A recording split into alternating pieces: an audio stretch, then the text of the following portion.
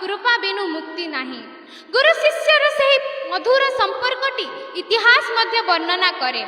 गुरु ब्रह्मा गुरु विष्णु गुरुदेव महेश्वर गुरु साक्षात परम ब्रह्मा तस्मै श्री गुरवे नमः। शुभ सकाळ। एठारे उपस्थित समस्त को मोर सविनय प्रणाम। मु आस्था नायक नवम श्रेणी छात्री आज आपण मानक सम्मुख रे एही पवित्र गुरु दिवस रे निजर मंतव्य प्रकाश करिया को जाउ अछि। आमे प्रति वर्ष सेप्टेम्बर मास 5 तारिख को गुरु दिवस रूपे पालन करूँ। एही दिवस रे आम पूर्वतन राष्ट्रपति सर्वपल्ली राधाकृष्ण जन्म होइथिले। एक आदर्श शिक्षक एवं अध्यापक होइथिबारु से चाहुथिले जे गुरुजन मानक भूमिका ही समाज रे प्रदर्शन करिया पई तांको जन्मदिनटी एक गुरु दिवस रूपे पालन हेउ। एही निवेदन रक्षा करी तांको जन्मदिन को आमे गुरु दिवस रूपे पालन करिथाउ। कुहा जाय जे गुरु को न मानिबा नर गुरु ही साक्षात ईश्वर। गुरु हेउची एक सांस्कृतिक शब्द जहाँ दुईटी अक्षर समाहार। गु अर्थात अंधकार, रु अर्थात आलोक। गुरु हेउचंती सिए जे हमको अज्ञान रूपक अंधकार रु दूर करी ज्ञान रूपक आलोक को देखाई थाए। सी सब बेले आम मार्गदर्शन करिथांती। माता पिता हेउचंती आम प्रथम गुरु। एहा परे आसंती आम विद्यालय रे पढ़ाउथबा पूज्य गुरुजन माने। जीवन रे प्रति एक मुहूर्त रे जदि आमे किछि सिखुचु से मध्य आम गुरु अटंती। गुरुजन माने आमर मंगल चाहंती। सेति पई तो कुआ जाय, हे गुरु तुमे मंगलमय, कृपा बिनु मुक्ति नाही। गुरु शिष्यर से मधुर संपर्कटी इतिहास मध्य वर्णना करे। गुरु संदीपनी कृष्णଙ୍କ गुरु को कृष्ण दक्षिणा देबा पई तांको मृत पुत्र को जीवित करि देइथिले एवं तांको गुरु को प्रदान करथिले। पुनश्च महाभारत रे गुरु द्रोणଙ୍କ पई अर्जुनଙ୍କ परि श्रेष्ठ धनुर्धर सृष्टि होइथिले। त्रेतय युग रे भगवान रामचंद्रଙ୍କ मध्य गुरु वशिष्ठ थिले।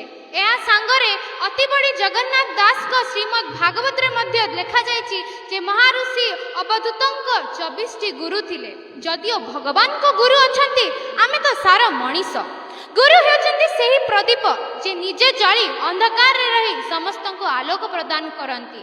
गुरु हेउचंती से रास्ता जे निजे स्थिर होई समस्त को मार्ग दर्शन करंती। मनुष्य दुनिया रे देखिया को गले गुरु रमाकांतଙ୍କ पई सचिन तेंदुलकर भरी महान क्रिकेटर सृष्टि होइचंती।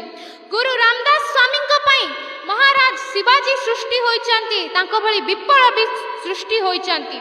गूगल, यूट्यूब, फेसबुक, इंस्टाग्राम भली ऑनलाइन प्लेटफॉर्म जेते शिक्षा देउतो ना काहे की किंतु गुरुर स्थान आज पर्यंत के नहीं पारि नाहंती कि नहीं पारि बेनी।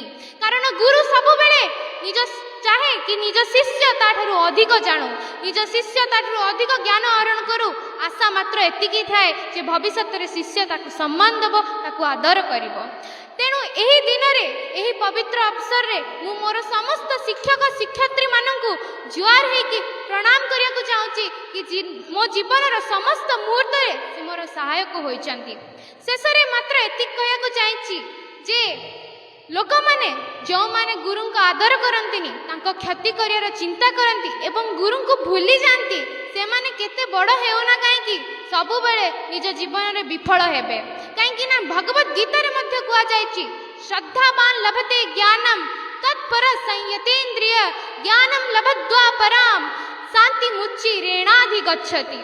अर्थात जितेन्द्रिय साधना परायण एवं श्रद्धावान व्यक्ति ही ज्ञान आहरण योग्य अटे। कारण से ज्ञान अवलंबन करिकी सबु बेले निज जीवन रे भगवत प्राप्ति भली परम सुख को भोग करि थाए। आ जे माने ताकू साकार करंतिनी से माने निज जीवन रे सफल हुअंतिनी। सेति पई तो बिल गेट्स कहचंती technology is just a tool in terms of getting the kids together and motivating them. Teachers are the most important. एक गुरु रो स्थान आज पर्यंत के नहीं पारिबेनी एवं भविष्य रे केबे हे पारिबनी जे गुरु बिना मनुष्य सफल हेबो। धन्यवाद। आपन दिन मंगलमय हो।